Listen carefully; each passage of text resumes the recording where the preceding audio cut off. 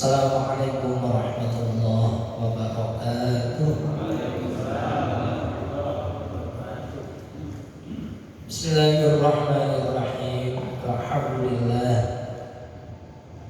Assalatu wassalamu ala sayyidina wa nabiyyina Muhammad ibn Abdillah wa ala alihi wa ashabihi wa dzurriyyatihi salatan wa salaman daimaini mutalazimaini ila yaumil qiyamah.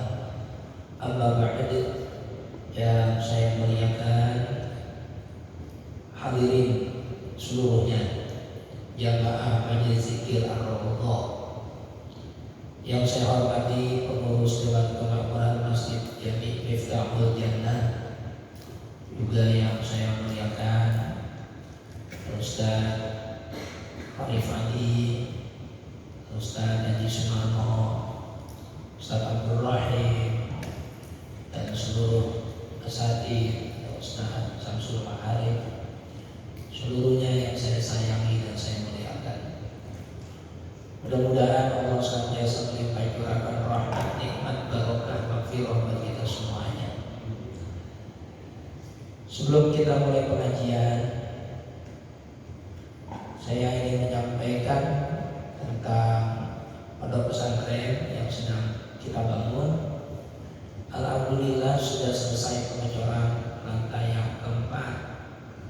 Jadi sekarang progresnya sedang pemasangan bata untuk dinding-dinding pesantren. Jadi saya mengajak barangkali bapak-bapak yang ingin kirim-kirim semen, nah ini sangat dibutuhkan ini sekarang ini. Kirim langsung aja ke lokasi boleh, kirim semen atau kirim. Kalau bata nanti ukurannya nggak sama, karena bata yang kita beli itu besar batanya, nggak seperti yang dijual di material itu kecil-kecil. Batanya bata yang besar, yang satu bata itu 700 rupiah. Jadi menomo barangkali ada yang punya niat ingin menyumbangkan semen atau pasir, saat ini sedang diperlukan. Ya, mudah-mudahan bapak-bapak diberikan rezeki yang banyak, yang halal dan berkah untuk bisa berbagi. Yang kedua, saya minta maaf Ustaz Arif. Ini saya lupa buku kitab. Jadi udah sampai Harapan Indah, baru ingat ternyata kami berempat itu tidak ada yang mau kita. Saya udah di dalam mobil, menyetir udah jauh baru ingat.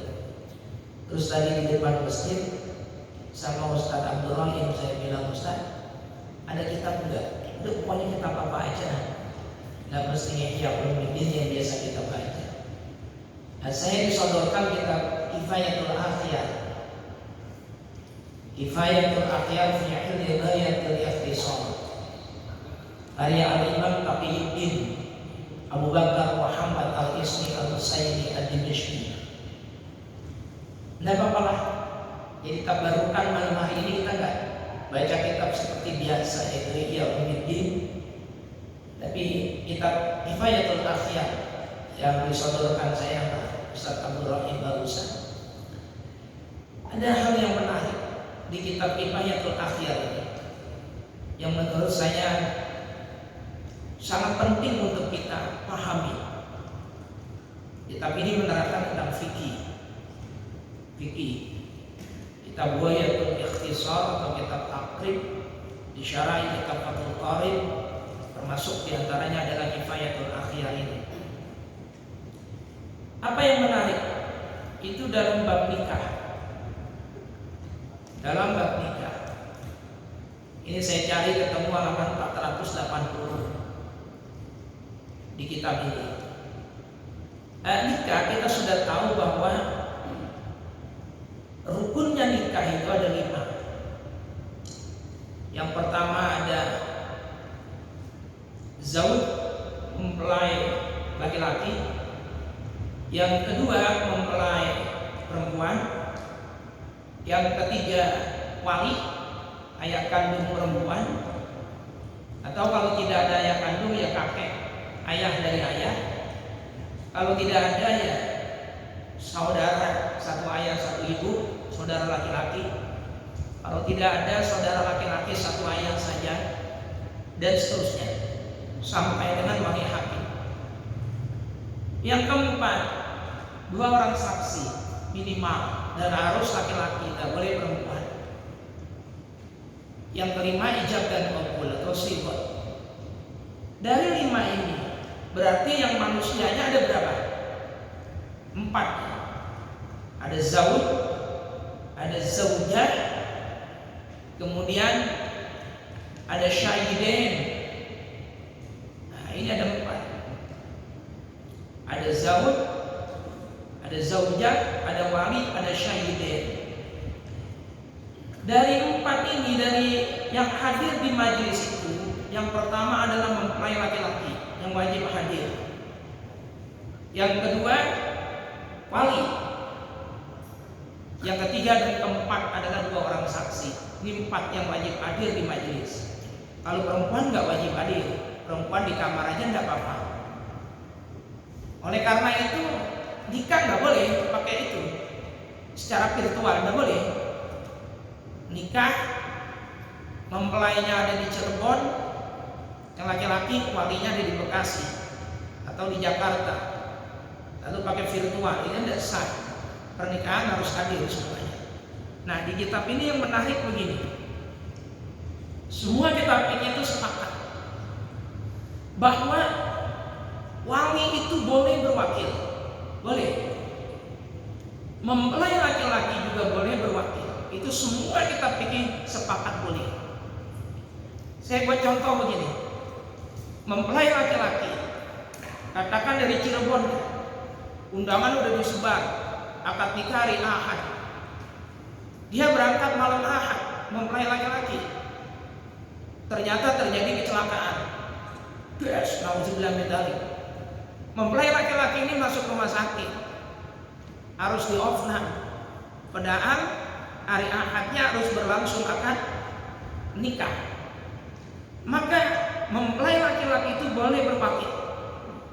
Wakil sama ustadz misalnya, Pak Ustadz tolong saya berwakil nikahkan calon istri saya. Itu boleh. Nanti nerimanya, saya terima nikahnya dan kawinnya Fulanah binti Fulan untuk yang lagi dirawat oleh siapa namanya, dengan mas kawin yang tersebut tunai. Itu boleh. Begitu juga wali. Wali itu boleh berwakil. Bapak-bapak terhadap anak kandung sendiri mau nikahin itu tidak sanggup, gemeteran, haru, bahagia, campur aduk. Jadi nggak kuat untuk nikahin sendiri. Berwakillah kepada Pak Ustadz. Pak Ustadz, saya minta tolong nikahkan dan kawinkan anak saya. Saya berwakil kepada Pak Ustadz. Kata Ustadz, ya insya Allah saya nikahin. Di dalam kitab ini menariknya begini. Orang yang sudah berwakil itu tidak boleh ada di majelis akad nikah. Kitab ini kita baca kitabnya ya, halaman 480. Makanya ini perlu perhatian saya bilang, karena ini penting. Dan ini diterapkan oleh banyak ustadz, diterapkan banyak ustadz, banyak kiai dengan memahami kitab ini. Kita baca.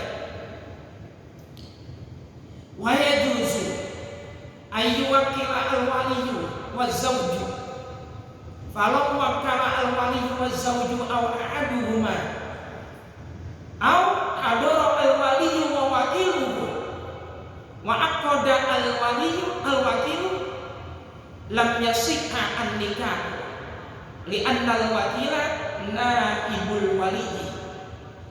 Ini dalil yang dipakai. Jadi kalau orang sudah berwakil, saya buat contoh misalnya Umar berwakil sama saya, Bapak Umar, Pak Ustadz saya berwakil tolong nikahkan dan kawinkan putri saya. Baik Pak Umar. Menurut kitab ini Umar itu tidak boleh ada di majelis. Dia harus menjauh. Dia tidak boleh ada di majelis, nggak boleh ada di sini. Karena kedudukannya Umar sudah tergantikan oleh saya sebagai wakilnya. Atau kita balik, yang berwakil itu mempelai laki-laki.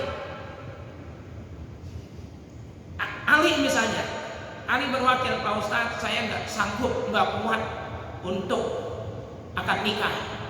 Saya berwakil kepada Pak Ustadz, maka saya menempati kedudukannya Ali. Ali tidak boleh ada di majelis. Ini sayang ini. Ini dipakai oleh banyak ustadz, dipakai oleh banyak kiai. Sehingga ketika resepsi akad nikah, orang sudah berwakil, itu walinya disuruh pergi. Sono pergi yang jauhan dikit, jangan ada di sini. Kagak boleh, kan udah berwakil. Rata-rata begitu. Rata-rata di setiap kampung, di setiap daerah, orang yang sudah berwakil disuruh pergi. Dan pergi. Karena kamu sudah berwakil, kagak boleh ada di majelis. Ini perlu kita luruskan. Menarik kitab ini. Yang dimaksud orang yang sudah berwakil dan tidak boleh ada di majelis, itu kalau akad nikah dihadiri cuma 4 orang.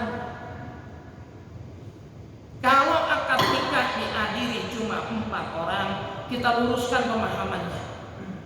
Biar bapak-bapak nanti jangan juga ikut-ikutan pemahaman yang mengatakan kalau sudah berwakil harus pergi. Sono. Loh, ini momentum. Momentum akad nikah itu momentum yang luar biasa. Sejarah untuk anak kita dan untuk kita sebagai wali. Lah kok kita nggak menyaksikan karena diusir? Karena sudah berwakil dalilnya. Saya luruskan, saya ulang. Yang benar, yang tidak boleh, yang tidak sah itu kalau dalam akad nikah yang hadir cuma 4 orang. Dalam akad nikah, siapa 4 orang itu? Yang pertama, mempelai laki-laki. Yang kedua, wali. Yang ketiga, 2 orang saksi. Cara hukum agama ini udah cukup. Mempelai laki-laki ada, wali ada, 2 saksi ada. Sekarang walinya berwakil. Nah, karena 4 orang, berwakilnya sama siapa? Sama salah satu saksi. Dia berwakil kepada salah satu saksi, tak? Udah pasti. Maka saksi ini berubah statusnya menjadi apa? Wali, menggantikan kedudukannya wali. Wali kemudian duduk menempati tempat saksi. Itu yang tidak boleh. Nggak mungkin statusnya wali kok menjadi saksi. Nggak mungkin, makanya tidak sah. Yang dimaksud tidak sah apa? Saksinya kurang 1. Karena wali yang sudah berwakil statusnya tidak mungkin menjadi saksi. Wali tidak mungkin jadi saksi. Berarti saksinya kurang 1. Jelas ini? Paham ya Pak? Tapi kalau orang banyak, yang hadir ada 100 orang, katakan 10 orang lah yang hadir akad nikah, walinya berwakil kepada ustadz. Ustadz menjadi apa?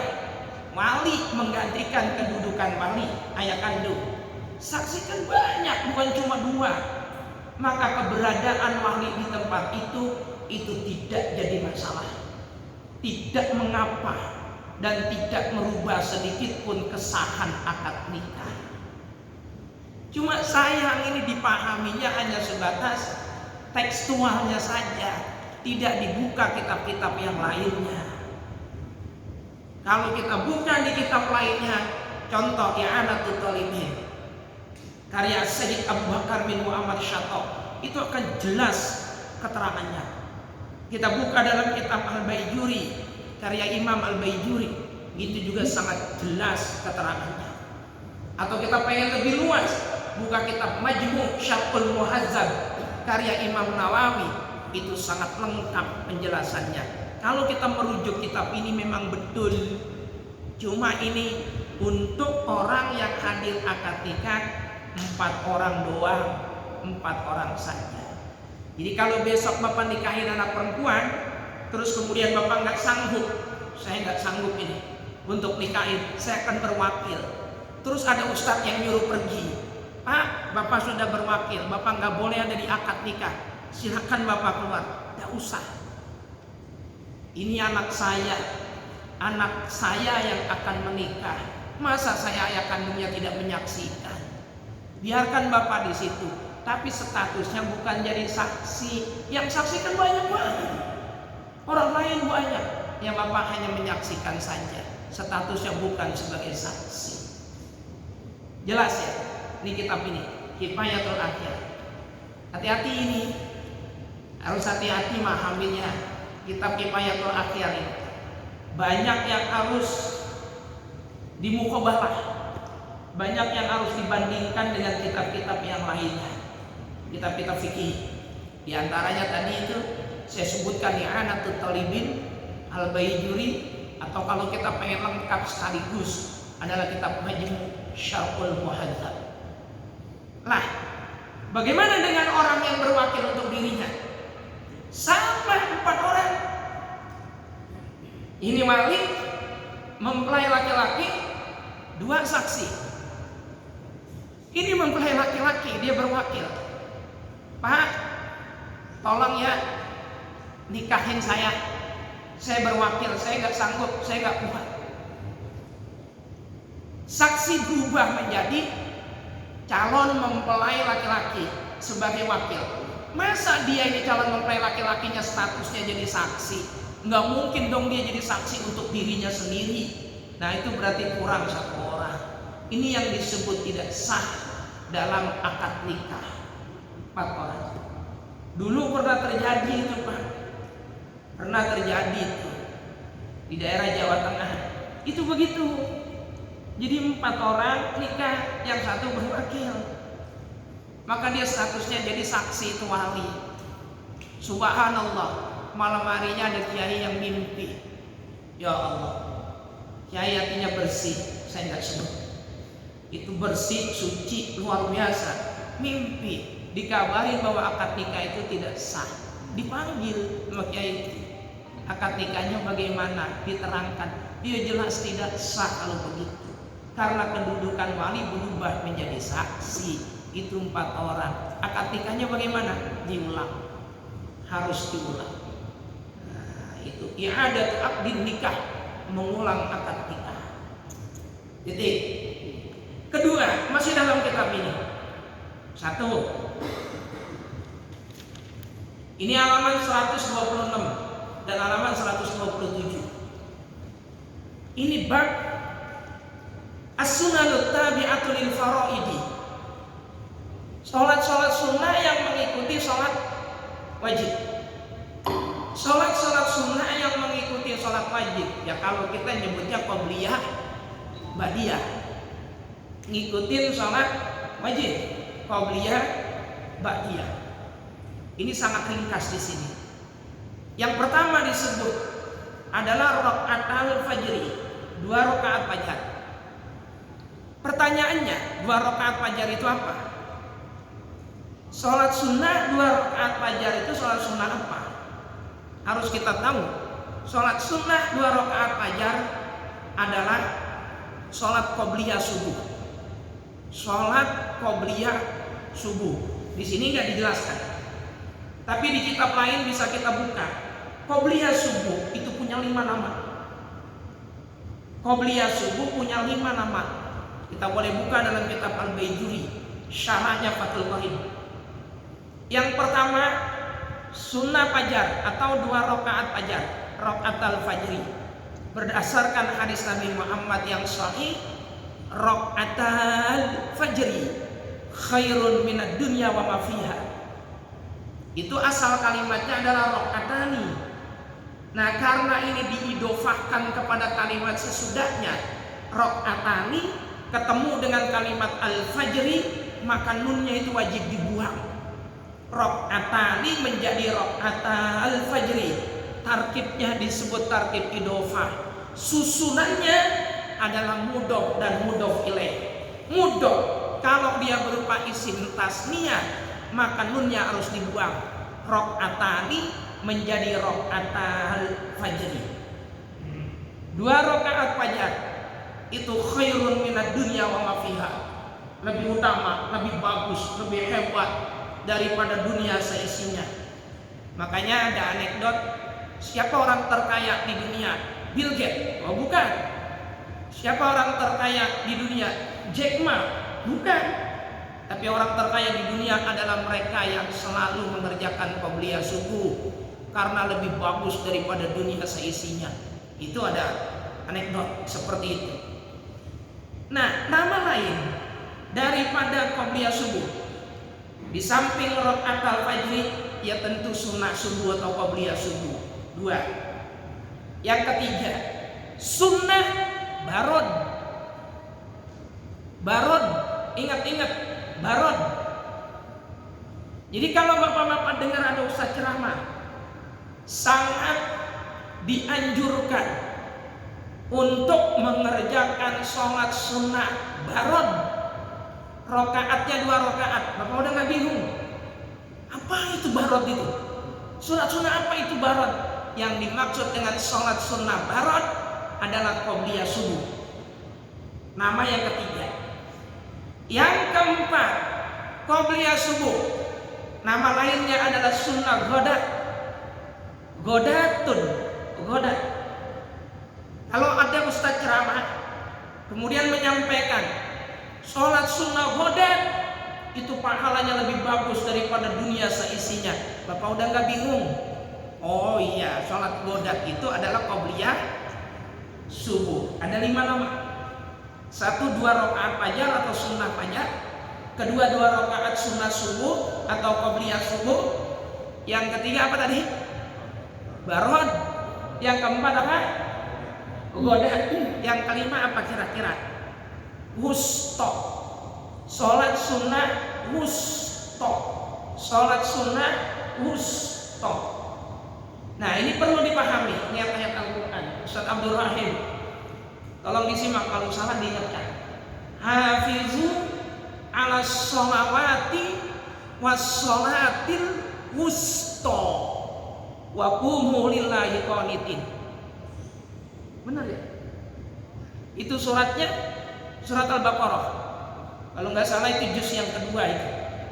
Hafizu ala sholawati wassalatil wusta wa qumu lillahi qanitin. Ada perbedaan pendapat antar ulama. Ma hiya sholatul wusta? Apa itu sholat wusta? Kata Allah kan, jagalah sholat 5 waktumu, jangan pernah tinggal, lebih-lebih sholat wusta. Apa itu sholat wusta? Ada khilaf antar ulama. Ada ulama yang berpendapat sholat wusta itu adalah sholat subuh. Dari mana kita tahu kalau wusta itu sholat subuh? Wa qumu lillahi qanitin. Dirikanlah sholat wusta bareng dengan orang-orang yang kunut. Qanitin artinya kunut. Nah sholat yang ada kunutnya sholat apa? Subuh. Berarti wusta adalah sholat subuh, maka qobliyahnya disebut qobliyah wusta atau sholat sunnah wusta. Ini bagi ulama yang berpendapat bahwa sholat wusta adalah sholat subuh. Apakah ada ulama yang berpendapat lain? Ada. Wusta yang dimaksud itu bukan qobliyah subuh. Wusta yang dimaksud bukan sholat subuh, tapi sholat asar. Nah, terkait dengan tafsir waqumu lillahi qanitin, hanya waqumu lillahi thai'in. Qanitin itu artinya orang-orang yang taat kepada Allah. Lepas daripada perbedaan pendapat antar ulama, ada ulama yang berpendapat bahwa wusta yang dimaksud adalah sholat subuh, maka qobliyahnya disebut sholat sunnah wusta. Jelas nggak ini? Paham nggak? Kita ulang. Di kitab ini nggak dijelaskan. Ini ringkas. Makanya kita jangan cuma satu kalau baca kitab.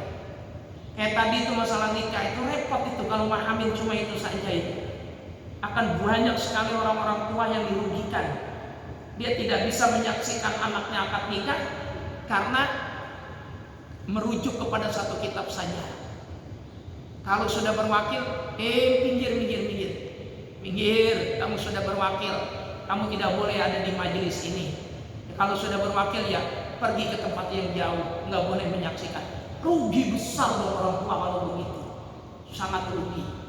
Nah, kita perlu mencoba membuka dan juga muqabalah dengan kitab-kitab yang lebih besar. termasuk ini. Salat sunnah ada berapa tadi?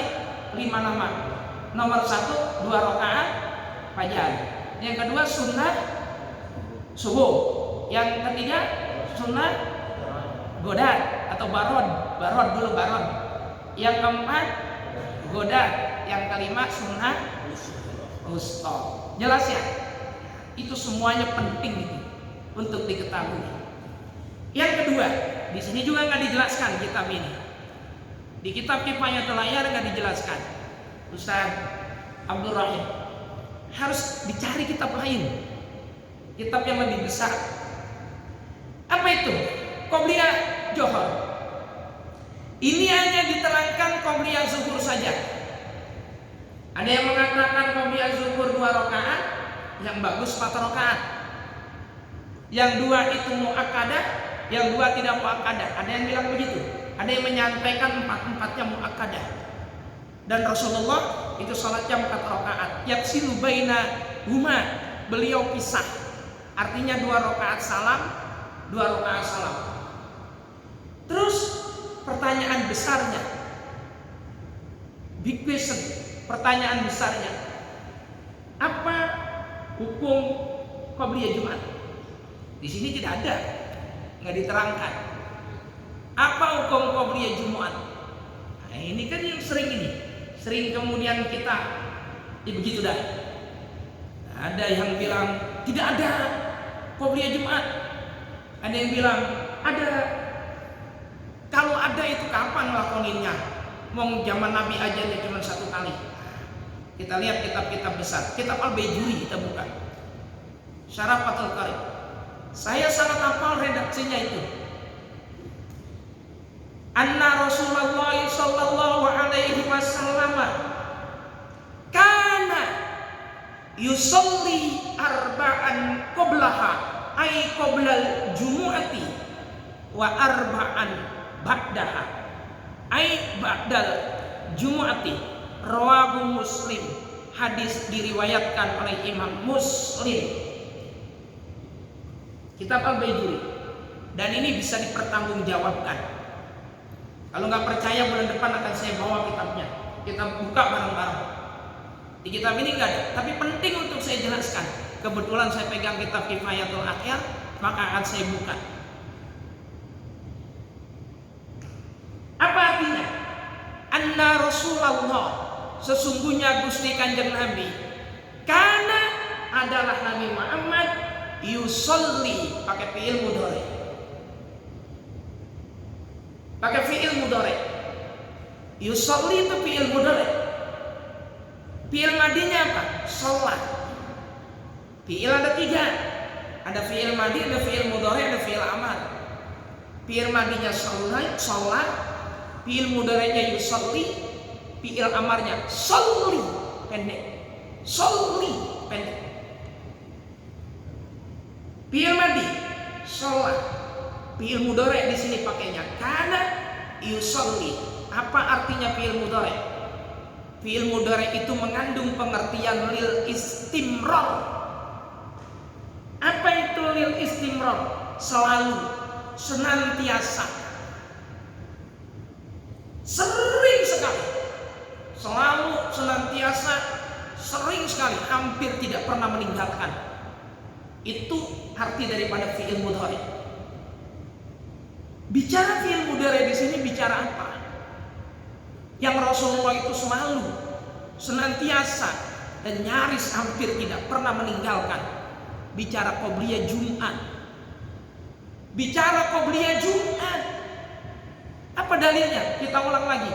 Anna Rasulullah sallallahu alaihi wasallam kana yusolli, pakai fi'il mudhari, yusolli. Beliau selalu mengerjakan sholat. Sholat apa? Arba'an, 4 rakaat, qoblaha, sebelum Jumat. Qoblaha ay qoblal Jumu'ati. Kok tahu kalau itu Jumat? Domirnya ha. Qoblaha, domirnya ha. Kalau zuhur pasti qoblahu, karena zuhur itu kalimatnya adalah muzakkar.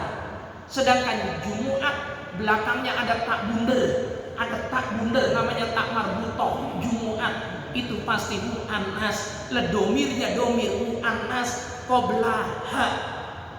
Maka 100% dipastikan ini adalah qobliyah Jumat.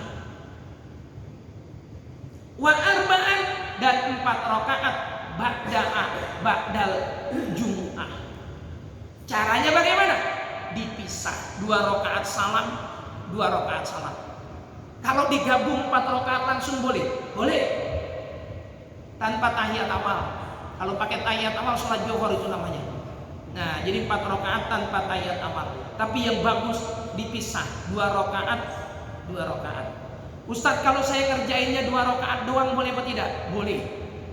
Ini sahih riwayat Imam Muslim. Maka ini membantah, memutus pendapat yang mengatakan bahwa qobliyah Jumat tidak ada. Hadisnya sahih riwayat Imam Muslim bahwa qobliyah Jumat tidak pernah ditinggal oleh Rasulullah. Pertanyaannya begini, Ustaz, loh, zaman Nabi kan qobliyah azannya cuma 1 kali. Zaman Nabi Muhammad azan Jumat cuma 1 kali. Kalau dihukumi ada qobliyah Jumat, terus sholatnya di mana? Kan setelah azan langsung khatib. Bang, itu teknis bang. Itu teknis, gampang diatur itu. Cobalah sekali-kali kita jalan-jalan ke Taman Mini. Di Taman Mini itu ada Masjid Pangeran Diponegoro.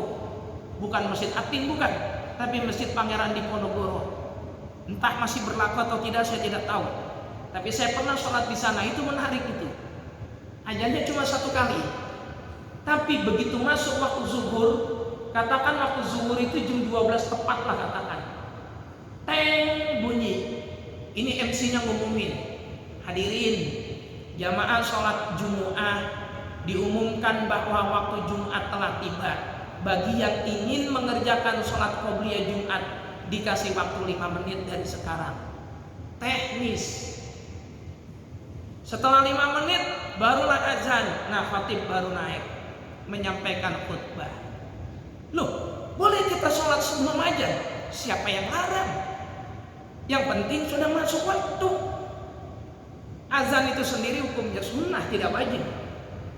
Bapak pulang kerja, kemudian terjebak macet, belum sholat asar, sampai rumah jam 4:30 sore. Apa bapak azan dulu? Apa langsung sholat asar? Paling qomat ya, minimal qomat, nggak azan kan?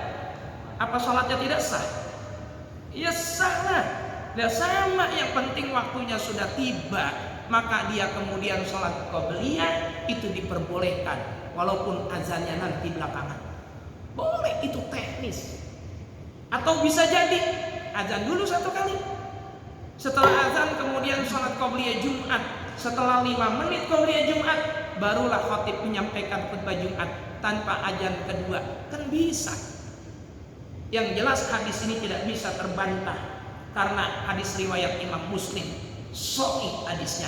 Anna Rasulullah sallallahu alaihi wasallam kana yusolli arba'an qoblal jumu'ati wa arba'an ba'dal jumu'ati.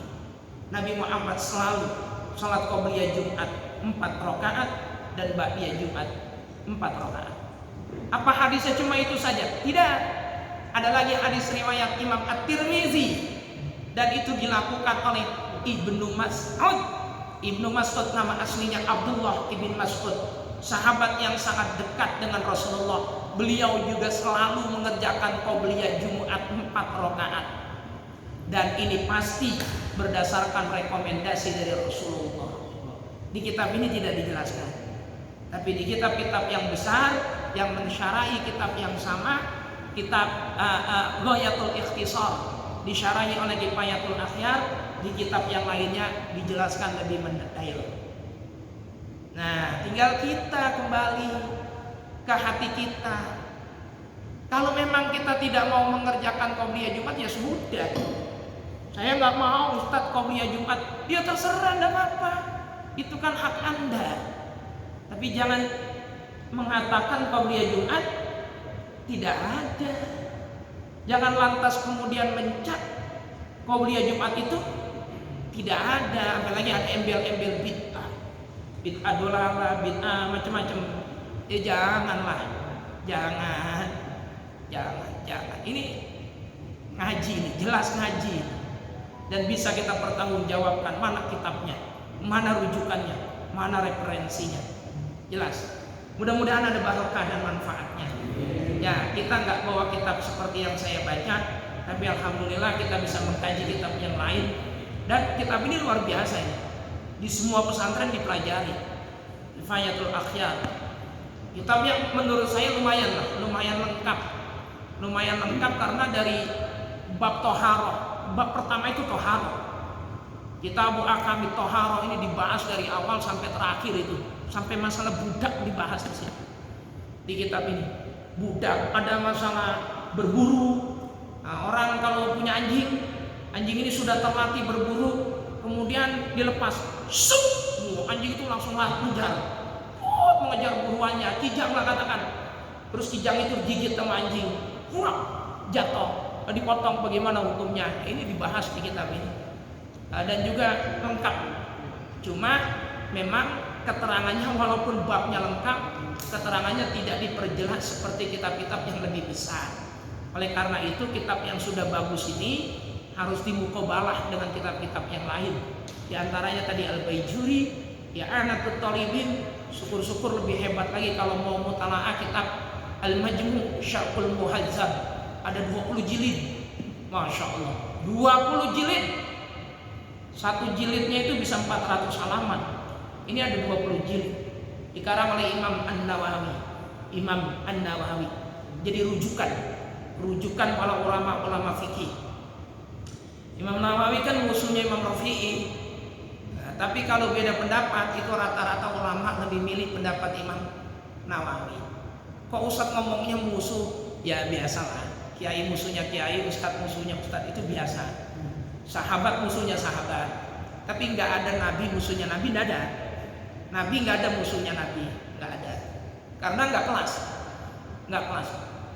Nabi Ibrahim itu satu zaman dengan Nabi Lut, dia nggak kelas lah. Nabi Lut nggak kelasnya Nabi Ibrahim, jauh sekali. Nabi Ibrahim itu ranking kedua sesudah Nabi Muhammad. Makanya nggak mungkin ada perdebatan antara Nabi Lut dengan Nabi Ibrahim, kalah jauh. Nabi Musa itu satu zaman dengan Nabi siapa? Harun. Ya nggak mungkin berdebat orang Nabi Harun itu jadi nabi berkat proposalnya Nabi Musa. Nabi Harun itu jadi nabi diangkat sama Allah atas permintaan Nabi Musa.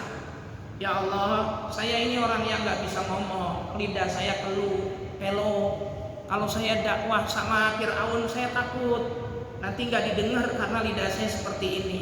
Saya mohonlah Harun dijadikan nabi. Harun dijadikan nabi atas permintaan Musa. Maka nggak mungkin Harun debat sama Musa, nggak mungkin. Ada nabi yang satu zaman, kualitasnya sama, umurnya hampir sama. Nabi Yahya dan Nabi Isa, nah itu sama. Makanya keduanya sering berdebat. Kalau Nabi Yahya masuk satu kampung yang dicari orang yang baik-baik. Mana ini orang yang baik-baik? Saya ingin berteman dengan mereka. Kalau Nabi Isa masuk kampung cari orang yang buruk-buruk. Mana ini orang yang buruk-buruk? Saya ingin berteman dengan mereka. Diprotes sama Nabi Yahya. Kerjaanmu aneh-aneh aja Isa. Masa kau cari teman kau yang buruk-buruk? Kenapa harus berteman sama yang buruk? Yang baik juga banyak. Kata Nabi Isa, ana nabiyun bimanzilatit tabib yudawil mardo. Aku ini nabi. Nabi itu sama sama dokter.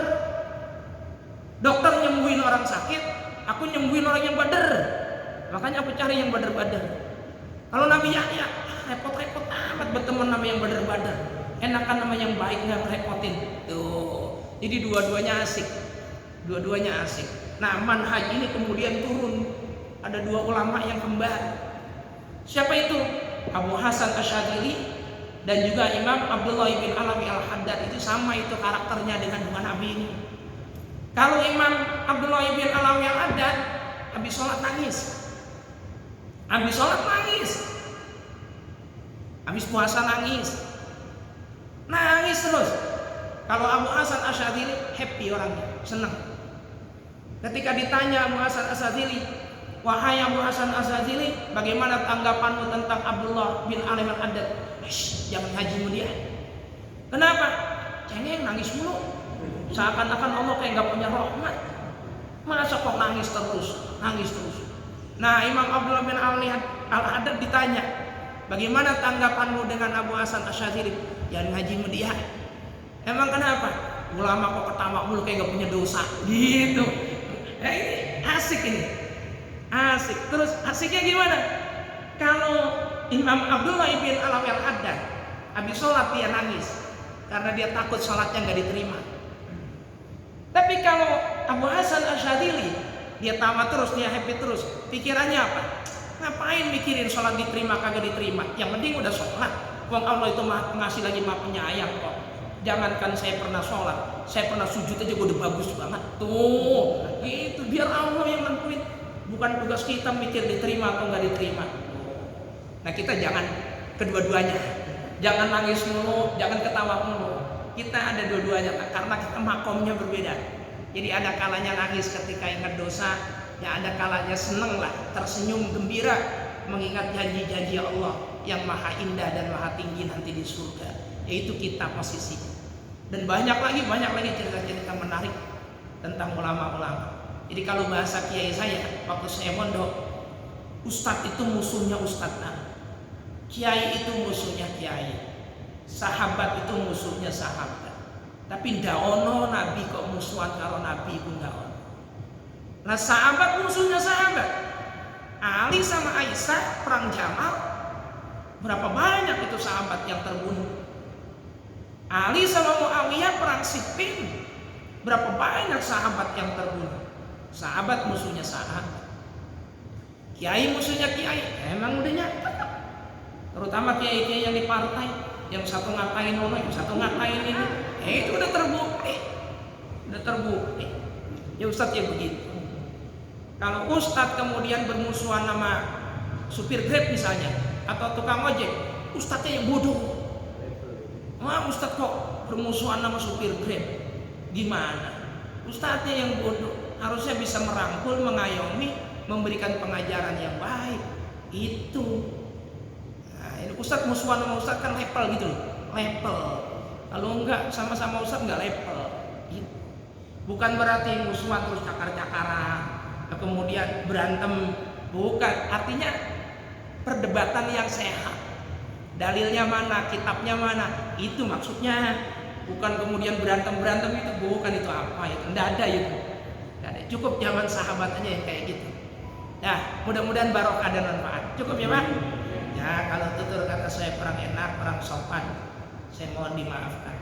Kita baca Fatihah untuk kita semua yang hadir di tempat ini. Mudah-mudahan Allah berikan kesehatan, jauh dari penyakit, jauh dari bala, wabah, musibah, bencana. Dan kita mohon nama Allah, anak kita semuanya dijadikan anak yang sholihin wa sholihat, dzurriyyatin thayyibah, rumah tangga yang barokah, sakinah, mawaddah, warahmah. Kalau kita mati, mudah-mudahan kita mati dalam keadaan husnul khatimah. Al-Fatihah. Bismillahirrahmanirrahim. Alhamdulillahirabbil alamin. Iyyaka na'budu wa iyyaka nasta'in. Ihdinas siratal mustaqim. Shiratal ladzina an'amta 'alaihim ghairil maghdubi 'alaihim waladdallin. Amin ya rabbal alamin. Bismillahirrahmanirrahim. Alhamdulillahirabbil alamin. Allahumma shalli ala sayyidina Muhammad wa ala ali sayyidina Muhammad. Allahumma ighfir lana wa liwalidina wa limasyayikhina wa li jami'il muslimin wal muslimat wal mu'minin wal mu'minat. Allahumma a'inna ala zikrika wa syukrika wa husni ibadatik. Allahumma rzuqna fahman nabiyyin wa hifzal mursalin wa ilhamal malaikatil muqarrabin. Rabbana atina fid dunya hasanah wa fil akhirati hasanah wa qina adzabannar. Walhamdulillahi rabbil alamin. Wassalamualaikum warahmatullahi wabarakatuh.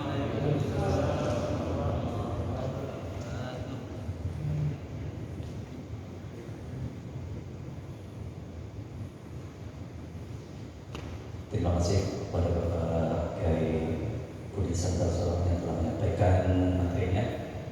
Mari kita akhiri dengan doa asyhadu an la ilaha illa anta astaghfiruka